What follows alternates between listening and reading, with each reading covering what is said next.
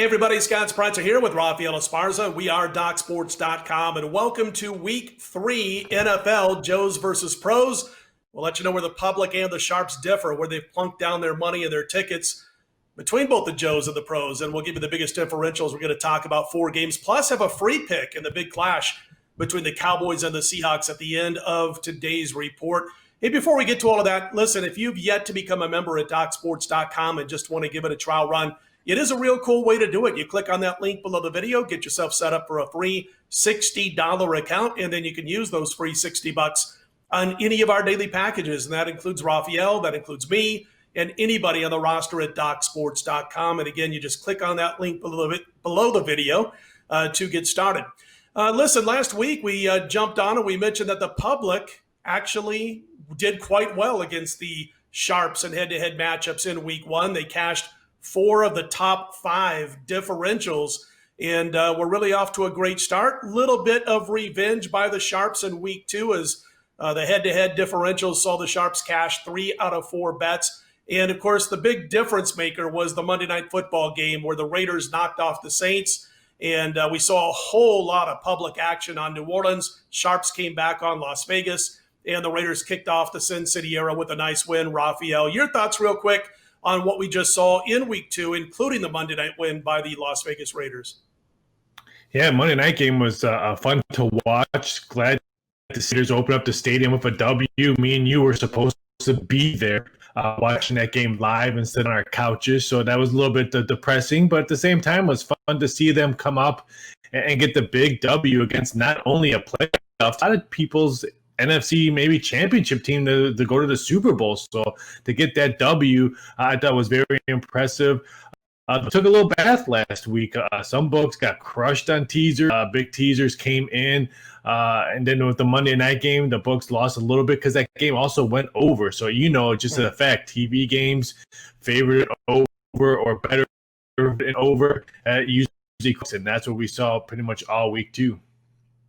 Yeah, that Chiefs win, tying the game at the end of regulation, winning in overtime, certainly wasn't a favorite of the folks that work behind the counter at the books, because that Chiefs teased down to 1 or 2, whatever it happened to be, was obviously a key play in a lot of teasers in Week 2. Let's kick off the Joes versus Pros in Week 3. A couple of 2-0 teams to start things. The Rams are at Buffalo to take on the Bills. Bills laying 2.5 in this one as we speak. Public on the Rams getting about 60% of the tickets. Sharp money, Raphael, coming in on the other side about 68, 69% of the money against the spread. It's on the Bills minus the points. Yeah, I'm kind of full right now because I've been eating some crow with the Rams so far, starting off 2-0, because I didn't think they were going to be 2-0 to start off the season. So I would not be shocked if this thing flip-flops maybe by Sunday to kickoff. I would not be shocked if the Bills are maybe even close to a 3-point favorite, because I think the betting public will probably jump on Buffalo, because let's face it, I don't think a lot of people are actually believing in the LA Rams right now. If you can get that 2 on Buffalo, I highly, highly recommend, because I would not be shocked if that team not only is a betting favorite, but probably a parlay favorite as well. Buffalo, get that before it moves to 3. But, wow, I'm totally blown away with the Rams. Again, so full from eating crow only in Week 2 already. Well, I'll tell you what, the verdict's kind of still out on Josh Allen for me. I know he had back-to-back 300-yard games the first couple of weeks, but I look at that and I say, okay, it came against the Jets and the Dolphins, and let's not get too excited about Miami just because they happen to beat Jacksonville on a Thursday night game. As far as the Rams are concerned, they've been as good as anybody on the West Coast as far as, when they play in time zones east of the Central Time Zone, they've done quite well, whether it be the Eastern Seaboard or London. And I just want to bring up the biggest myth in sports betting. It's a perfect time to do it, perfect game to do it, which is the old, the West Coast can't cover on the East Coast. It's baloney. We've gone back 30 years with a database. It's almost 50-50 against the spread, almost split right down the middle. So I tell people all the time, just throw that out of your handicap. It just doesn't matter. Banged up 49ers, banged up and then some. They are down to 3.5 on the road at the Giants. Niners getting a lot of public action, though, thus far, about 56, 57% of the tickets. The sharp money coming in on the Giants, 73% of the money thus far against the spread on the New York Giants. And that, combined with the fact that the San Francisco injury report reads like a Leo Tolstoy novel, Raphael, and the fact that Jimmy G has been ruled out. He's not going to start the game. It'll be Nick Mullins at quarterback for the Niners, has driven this down to 3.5.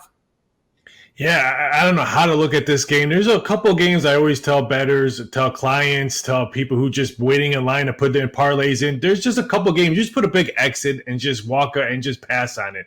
This is the game right here. You said Mullins is the quarterback. I think he owns an air conditioning company as a backup quarterback as well. This game just has injury written all over. And let's face it. Can we finally say, why can't the NFL do like the English Premier League? Why can't we downgrade the Giants and the Jets like they do in the English Premier League? Because both teams, now with Barkley going to be out for the whole rest of the season, they're going to be tanking for Trevor, tanking for myself. Who knows who they're going to be taking for? But this New York team is going to and throw in a New York Knicks. I'm going to put a betting prop up sometime this weekend. Who will make the playoffs first? New York Jets, New York Giants, or New York Knicks? Because I don't know who is going to happen. But for this game right here, how could you not bet with the 49ers, even though that injury report is almost looked like my old report cards, just straight up Fs? I don't know if it's better to be a New York sports fan or a Detroit sports fan because they're both taking the lumps for more than a decade now for the most part. Listen, as far as this game is concerned, I mean, the plans for a deep playoff run are almost out the window for San Francisco, and not because they didn't have great talent returning, but that a lot of it is sidelined now. A couple of ACL injuries, including to Bosa. I mean, they got starters that are going to be out for the year now. And then again this week, they're complaining about having to play on this field for the second straight week after playing here against the Jets last week because they said that the field is in bad condition. It doesn't look bad, but has been tough on ankles and on knees. And we've heard the Niners players complaining about it again this week. So what I'm trying to say here is a whole lot of distractions outside of the game of football itself for San Francisco. And I'm with you, man. I lean towards the Giants here, but it's not part of my card. Buccaneers laying 5.5 at Denver, total 43, 70% of the tickets on Tom Terrific. No shocker there. Yet just the opposite, 70% of the money or the sharps on the Denver Broncos plus the points, Raphael. Yeah, I can't believe that money is coming in on Denver at all because they have another backup quarterback. And give me Tampa Tom. I mean, they look like a totally different team from week 2 than they did from week 1. And maybe that is true. Maybe they're going to be gelling more as they keep on playing. And this NFC South, I think it could be wide open now with the struggles the Saints had, the struggles of Atlanta, Carolina. If Tampa Tom can maybe reel off a road win right here, and let's say a hiccup at the Dome in New Orleans, Tampa Tom and the Buccaneers might be a play for, let's say, the division, conference, and all that. They're just going to be getting, I believe, if no injuries, better each week.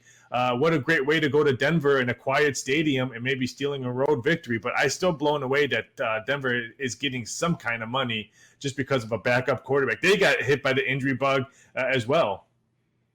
Yeah, and I think that's going to come back a little bit. I mean, don't you think that some of that sharp money is going to lessen over the course of the weekend? Because of Drew Lock being announced as being out a couple of days ago. And the situation that, listen, I know Denver played a tough schedule to start first couple of weeks. Their losses have come against Tennessee and Pittsburgh. They covered the spread in both. But again, now you're going to a backup quarterback. And I was this close, if Drew Lock would have been healthy, to maybe jumping on Denver here as a small play. I mean, Tampa Bay was outgained big time by Carolina last week in the win. But with Drew Lock's sideline, I just can't pull the trigger. I'm with you, Raphael.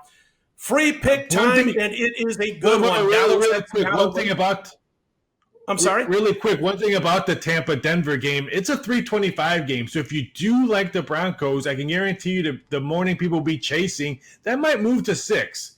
I'm not saying it's going to move to 6, but if you're looking to bet Denver, maybe wait until after the 1 o'clock games, how the outcome gives and get a better number. If you like Denver. No, it's a great point made from a guy who's used to being behind the book as much as he is trying to beat the books. An absolutely great point. 425 Eastern, 125 Pacific. And it's good, I think, to wait around on that one also. You're going to get a better number. If the line is going to move, it's going to be towards Tampa Bay, which gives you a better number on Denver. Free pick time, as I was saying, it's a good one. Raphael, we got Dallas at Seattle, late Sunday afternoon action. I think this one also goes at 425 Eastern. Seahawks laying 5 for the most part. High total, 57. It's climbed a little bit in the last 24 hours. Public going against the Cowboys here, about 60% of the tickets laying the points with Seattle. The Sharps are no doubt on Dallas. We're talking about over 70% of the spread money taking the points with the underdog Dallas Cowboys. And that number has been driven down a little bit. It's around 4.5 at a few shops. It's our free pick, Raphael. Russell Wilson is playing like he's not even human again. I mean, this guy is, MVP candidate 1 or 2 each and every season. And so far, he's just been kicking butt for Seattle again this year. Yeah, he's my MVP, and right now, maybe Seattle best team in the NFC, maybe right now. I know it's only week 2, and people are still jumping off bridges because their teams are either 1-1 or 0-2. But right now, what Seattle looks like, I think we're going to see a lot of points in this one. I cashed one of my bigger plays last week with Seattle, New England over the total. I got 65 points. I would not be shocked if we see that same type of game because you know what? The Cowboys offense kind of woke up last week scoring 40 points. Cowboys defense does not look like it wants to play any kind of defense. I was watching that game. I thought I was watching Big 12 football with the Cowboys defense on the field. So I like a lot of points scored in this one. Would not shock me if this one goes over. So that's my free play. Bet the over. Dallas is 0-2 against the spread as a dog as they head into this one. And let's be candid. I don't base plays on angles, but they're kind of like icing on the cake, Raphael, for me when the game handicaps in the same direction. And we all know that 0-2 spread teams through the first 2 weeks, when they're getting points in week 3, have really been money for a while now. Seattle's off another close, hard-fought win. They did get the victory over New England. Russell Wilson, as we mentioned, virtually perfect in that game. The problem for me, and it leans towards what you're saying, is that Seattle's defense has a lot of holes in it. Dallas has the wideouts to exploit the holes in this past defense. And the Seahawks showed their issues again last week against New England. They've got a questionable defensive line also. They've allowed nearly 7 yards per play through the first 2 weeks, which is the 3rd worst mark in the entire NFL. I'm with you. I know it's climbed. I know it's high. But more often than not, when I see a college or pro football total that's creeping up above the norm, I tend to back that side, or that where it's creeping up. And in this case, I agree with you. Free pick here for me is on the over between Dallas and Seattle. Wanted to ask you before we wrap things up, Raphael, what's going on this weekend for Mr. Esparza from a handicapper standpoint in football and everything else? Well, since we both picked the same free play, the final score of that game is going to be 3-0 with an overtime field goal, probably. In overtime. But yeah, it's just a week 3 in NFL. SEC football kicks into action on Saturday, so I have football action, a big play up in NFL on Sunday. I got the Cholo brothers fighting on Showtime in boxing. You got UFC 253 on Fight Island 6. You got Stanley Cup playoffs. You got the NBA playoffs, Major League Baseball playoffs getting ready to go into action. I get to watch the Miami Marlins beat my Chicago Cubs again in the playoffs. So it's just a full range. And don't forget about the ladies. You still have the NBA playoffs going in there and a whole bunch of soccer. So jump over to Doc Sports and just get all my packages, all Scott's packages, all our other handicapper packages. It's just a great time for sports gambling. Absolutely. 1 week 2 in the NFL. That was nice. The difference maker for me was that Monday night win with the Raiders, and we're ahead in college football. Now, normally it takes me a good solid 3 weeks to kick it into gear in college football. So it's nice to be a little bit ahead right now in college as we head into the final weekend of September. And we're up about $9,700 on our current football run going back to late September of 2018. So we've got 8 plays going this weekend. I've got college football Saturday, NFL Sunday, all 8 plays over those 2 days. Wasn't an action on Thursday night, so all 8 of those plays still remain in my football package. And like Raphael, I've got a UFC 253 fight card. We'll be involved in NASCAR, which is in Vegas this weekend, 47-21, 69% NASCAR run. It's all going to be available this weekend. And as Raphael mentioned, WNBA will be back and playing this weekend, so we're happy about that too. SEC's in action. We're 4 weeks away from Big Ten football. The Pac-12 has just said they're going to start playing in early November, 7 games. The Mountain West is in the mix. The only thing we're missing is MACtion, the MAC. Boy, we could give them every Tuesday and Wednesday night they could want. Just tell them, play on Tuesdays and Wednesdays, play 7 or 8 games. We'll be happy to have more football. He's Raphael Esparza. I'm Scott Spreitzer. Don't forget about that free $60 account. Click on the link below the video to get started. Free $60 towards any of our daily packages from the roster at DocSports.com. It's going to do it for us this week. Let's put him in the win column. He's Raphael. I'm Scott. Good luck this weekend, folks.